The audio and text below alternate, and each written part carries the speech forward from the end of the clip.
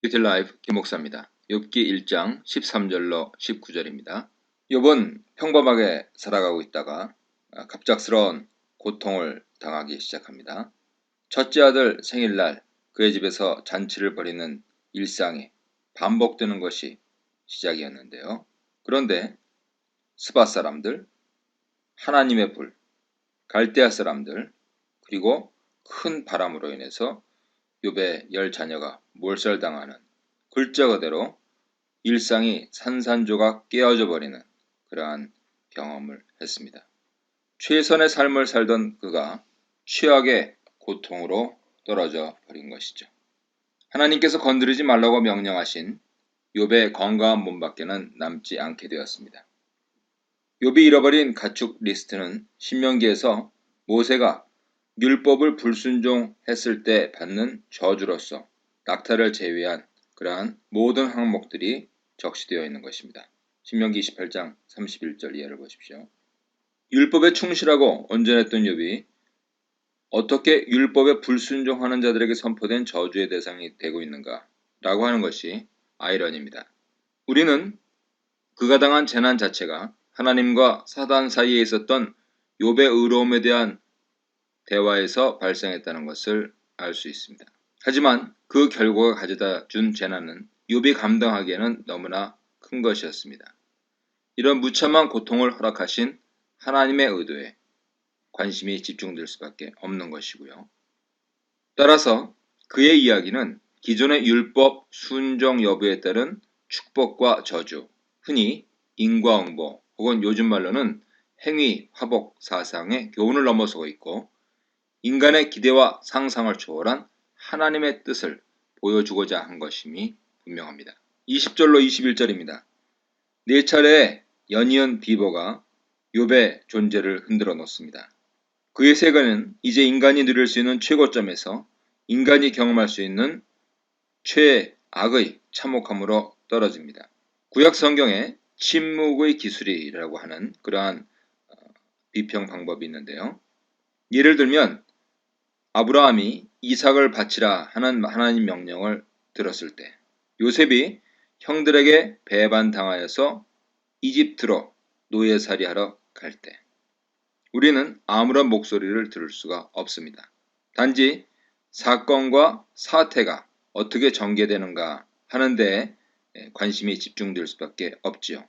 그만큼 내러티브가 쭉 나가면서 침묵이 진행될 때 긴장은 고조됩니다. 욥의 이야기 속에서 네 차례에 걸친 끔찍한 소식 가운데 욥은 줄곧 침묵합니다. 그의 침묵은 마지막 순간까지 계속됩니다. 그러다 그는 일어납니다. 이제까지 그는 족장시대 가부장 권위로 앉아서 비통한 소식을 듣고 있었는데 그가 앉아있던 자리로부터 일어난다 하는 것은 그의 겉으로 보이는 자세뿐만 아니고 현실 세계와 관계된 방식의 변화까지도 암시합니다. 세 가지 행위를 합니다. 처음 두 번 것은 애도의식입니다. 겉옷을 찢고 머리를 밀고 전형적인 고대 근동의 조문자의 애도 모습이죠. 그런데 세 번째 행위는 예상을 깹니다. 땅에 엎드려 예배하며. 과연 지금 욥의 심리 상태는 어떤 것인가에 관심이 증폭되는 것이죠. 21절에서 그가 입을 뗍니다. 내가 모태에서 알몸으로 나왔은즉 또한 알몸이 그리로 돌아가올지라. 주시니도 여호와시요 거두시니도 여호와시오니 여호와의 이름이 찬송을 받으실지어다. 그가 당한 재난의 경중과는 상관없는 말 그대로의 정통 신앙 고백이 소개되고 있는 것입니다. 본문 1, 2장에서 바로 42장으로 귀결된다면 전형적인 경건한 인내하는 욥의 반응이라고 해석하는 것이 좋겠습니다. 하지만 욥기는 1, 2장에 이어서 3장으로 넘어가면서 생일 저주가 나오고요. 이후에 오랜 장들을 통하여서 세 친구와의 대화 속에서 욥이 항변하는 것을 보면 지금 오늘 본문에서 욥이 고백하는 신앙 고백은 관습적으로 너무나 어떻게 감당할 수 없는 고통의 현실 앞에서 기존의 관습에 따른 예배 행위다 라고 해석할 수도 있어 보입니다.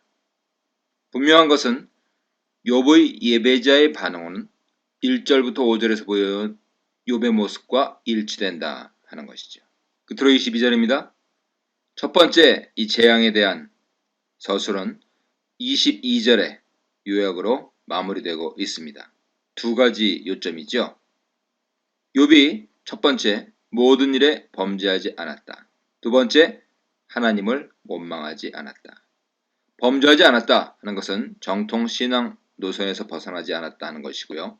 하나님을 원망하지 않았다 하는 것은 불경건한 어떤 언행도 행하지 않았음을 의미합니다. 욥은 정통 신앙 노선을 견지하고 있음을 분명히 하고 있는 것이죠. 하지만 실제로 욥의 상황은 정통 신앙의 교리, 행위, 화복, 사상과 어긋납니다. 이 양자의 충돌은 다분히 의도적이고 이 충돌의 해결점이 무엇인가 라고 하는 것이 앞으로 욥기에서 말하고자 하는 바가 된 것입니다.